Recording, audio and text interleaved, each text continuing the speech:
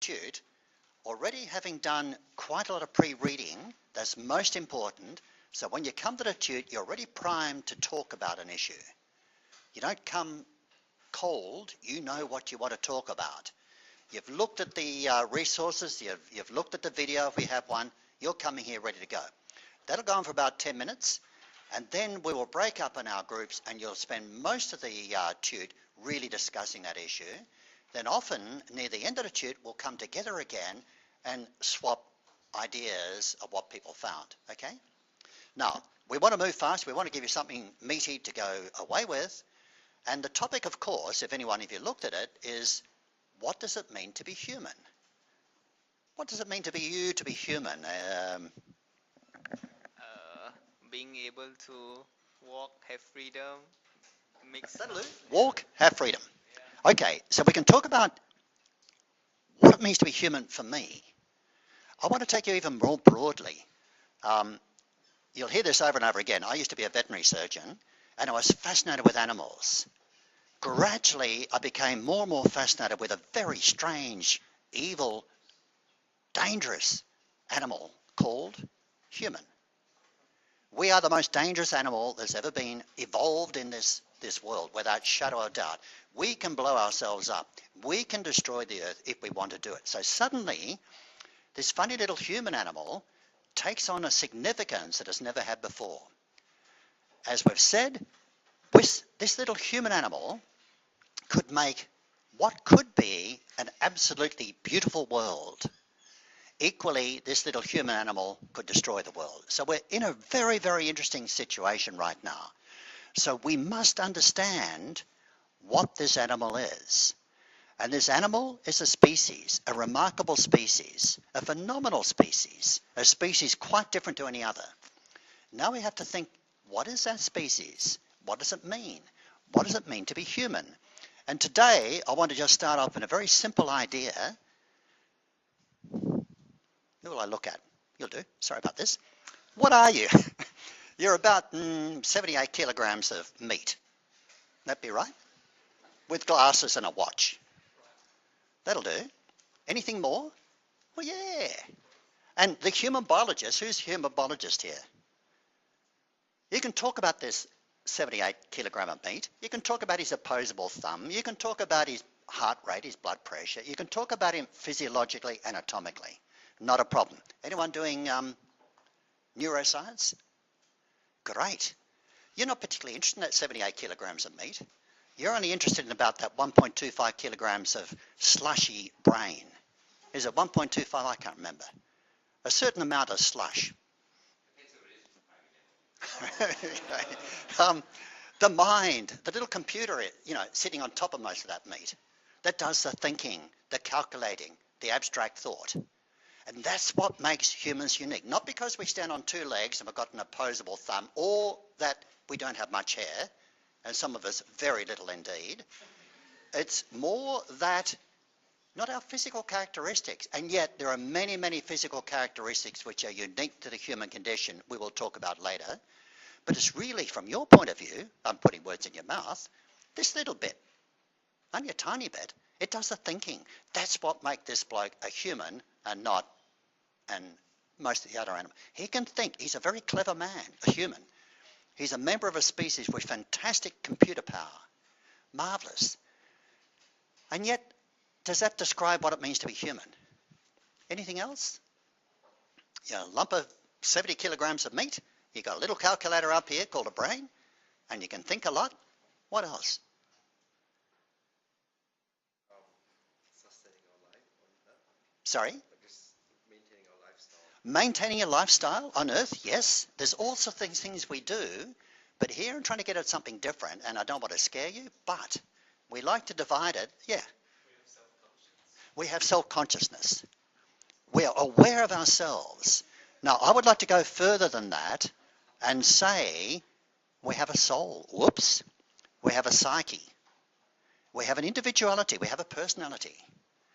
And a lot of scientists get very uneasy because they think, oh, that means God, and I don't believe in God or whatever.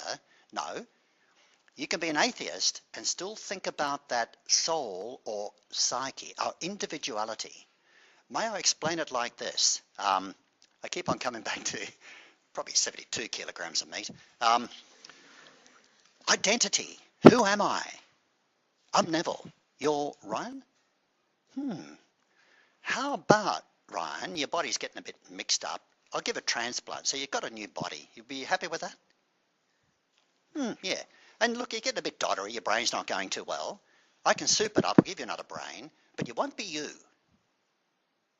Are you happy with that? You don't want to do that. Oh, I wonder why. Because that's my identity. That's me. That's Neville. That's Ryan. It's a psyche, an identity. I don't want to push this too far. I want you to think about it. Basically, we like to think of the human as being a very closely integration of the body, the meat, the mind, the thinking, and something other, something that puts it all together, integrates the totality and makes us individually who we are. Now, take that idea and think about it, and then later we will go further. Not only are you a little bit of meat, a little bit of brain, a little bit of psyche, identity, but we as a human community have another psyche, another life beyond that, a species. And once you start thinking along these lines, you can understand a little bit better where humans have come from and where they might be going. Now, I know that's a lot to throw at you. I'm going to stop. And you can object to anything I say, please do. You can think differently, please do. That's up to you. But what we're trying to do in this unit is get you thinking, get you postulating, getting your ideas, getting you to think about yourselves and everyone else in a deeper, more meaningful way, because if you do that, I think you'll be able to envisage futures and what to do next that much better. I've talked too long, haven't I, Mark? That's perfect. It gives us a few minutes. Thanks, Ryan. That's all we need. Then what we've done with the other groups is to shuffle you into working groups. Well, consider yourself shuffled. You are the working group. Sorry, can I just get everyone to be quiet for a moment? Now, one mark of a successful tutorial is when I ask everyone to be quiet and nobody is, that means it's buzzing. That's fantastic. But for today, I do want you to be quiet for the next 10 minutes. Normally, these tutes will run slightly differently. We'll start off with me or Mark or someone giving you a 10-minute sort of opening up of the tutorial, and then we'll be moving across to you as groups, and then you'll start talking about things. This first tutorial, obviously, is a little bit different. What I'll normally be doing is giving that 10-minute talk, and you or someone very kindly videotaping me. People who can't come to the tute can then see what was done. They can hear what was said, and they can get the ideas. So we're almost like Lectopia. We're trying to make sure that people are not going to miss out. And then you'll break up into your groups, and very often we'll get you to come back at the end of the tutorial, get groups of you to sit down the front, and then you will come up with some of the results of the discussions you've had. All sorts of possibilities, and that can be taped as well. But for now, we're going to start you off on a fairly easy subject. You're all at university. Marvellous.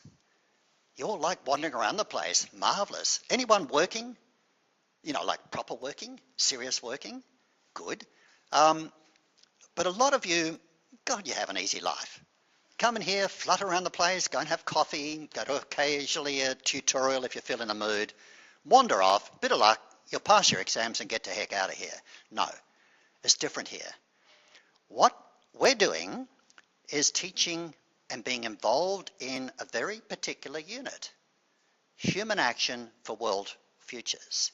So probably all of you are here with a sort of a background idea that this might be interesting, but with a background idea that you as individuals and groups can actually affect change in this world. And if you look at the videos we've got, this world does need a lot of change, and this world is changing. It's vital that your generation and my generation don't just sit back and watch it happen. If we do, we're going to be in a very, very big mess. You know that sort of thing. Question is, what can you do about it? And how will you do it? How are you going to make an impact on the world? Pretty big place. How many people live in this world? Any idea? Lots and lots of people. Come on, you're a scientist. How many? Within the next 10. Okay, that's spot on. 7 billion, that's the number we need. Hell of a lot of people. So how on earth can you do anything or you do anything? And that's what a lot of people think. We don't think that way. We think that people acting alone, in small groups, in larger groups, ultimately can have a big impact. Now, when you grow up, you can be active. Great. When are you going to grow up? I'd say tomorrow. I'd like to suggest that we use this first tute to think about, while you're at university, could you act in a way that could have impact? And in your groups, start to consider that question. What could I do? I could do many things. I could stand out there and say, hey, listen to me, the world is going to collapse. Do something. You know, you could go out there and do very simple things. You could join clubs. You can create happenings. You can do surveys. There's lots of ways that you can have an effect while you're still a university student. And I've got to bring in here, on Sunday night I went to that vigil in town, sort of commemorating that Iranian man who died in Papua New Guinea as part of the detention centre business. You've all heard about that. A lot of us are absolutely disgusted with our government, absolutely disgusted with ourselves because we allowed it to happen. Anyway, the point of what I'm trying to get at is there were 1,000 people there. There would have been probably 200 or 300 people at least of your age. And some of the best talks were given by people of your age. They did something. They acted. And so action is possible here and now. I think I should stop at that point. Get you people to now start going around the circle. Before you do, we want to appoint a leader. Maybe if I could, maybe we don't need to record this, but what we want to do in this last part of the tute is actually put into action the idea of social constructivism. That is, that you'll be learning from each other, engaging and collaborating as of, you start already in your groups. So you'll notice in the LMS, one of your tasks for this week, and you read all these details under the notes, resource and activities for week 1, so it's all there in a lot of detail. But in short, one of the tasks that you're asked to do each week is actually contribute to a topic forum, a weekly forum. Now, people that did Unit 1110 first semester, these forums are going to run a bit differently. So rather than individually contribute to the forum, you'll notice the notes we've got there are really saying we only want a contribution, in this case, from 3 groups. There's another 2 groups in your unit in another tutorial. So the most we'll see will be 5 discussion threads initiated in the forum. Whereas last semester we may have seen up to 50 discussion threads initiated because there are 50 students. So it's not individual, it's group. So each group is going to appoint a person who's going to be the initiator of the forum for your group this week. So it might be yourself for this week, and you might be what's called the moderator of the forum, who will monitor the forum, engage other people. So that's your roster for this week. And the next 2 might do it the next week, and so on. And you might actually get around twice. So each group will have a monitor and a moderator. Do you understand what I mean by moderator for the forum? Sorry, it's not Paige, is it? Alicia? If Alicia posts on behalf of this forum a response to this question, what does your group see as useful active citizenship for university students? So as a result of your 5-minute discussion, you might get 5 or 6 ideas, you might get a bit of consensus, you might have to use Facebook to get the rest of the ideas from the group because you don't have time.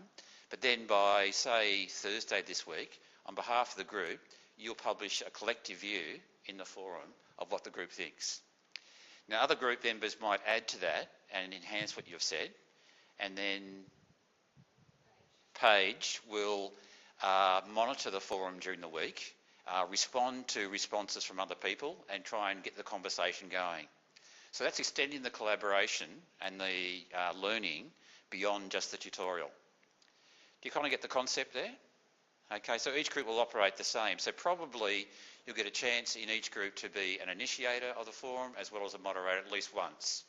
But we won't be allocating those roles, and if it's really up to you to make your group work, because if your group doesn't work, then obviously you can't demonstrate the kind of collaboration that you need to show what you're achieving in this unit. And the question you're addressed is, what does your group see as useful active citizenship for students? And that's probably it. And time-wise, we've got just 12 minutes. have we? Yeah. Okay. Anything else, Neville?